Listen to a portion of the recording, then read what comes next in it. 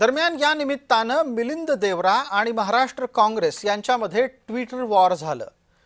आशाताईंना श्रद्धांजली वाहायचा काँग्रेसला विसर पडलाय अशा शब्दात मिलिंद देवरा यांनी ट्विट बाण काँग्रेसवर डागला आणि काँग्रेस त्याच्या प्रत्युत्तरादाखल मैदानामध्ये उतरली। काँग्रेसचा कुठलाही मोठा नेता आशाताईंना श्रद्धांजली वाहायला आलेला नाही असा दावा मिलिंद देवरा यांच्याकडून करण्यात आला होता। मात्र काँग्रेसनं त्याला उत्तर दिलं। आपण पाहणार आहोत की देवरांचा आरोप काय आणि काँग्रेसचं उत्तर काय।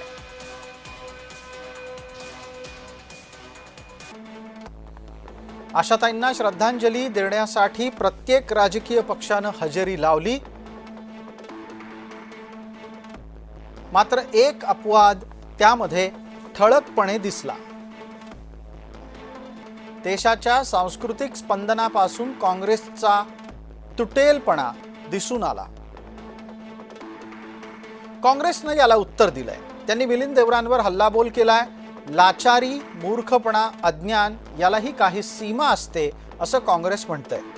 मिलिंद देवरांनी ही सीमा कधीच ओलांडली आहे असं काँग्रेसला वाटतं आणि म्हणूनच त्यांनी आठवण करून दिली की सुशील कुमार शिंदे, नसीम खान, प्रणिती शिंदे ही मंडळी आशाताईंना श्रद्धांजली वाहायला गेली होती।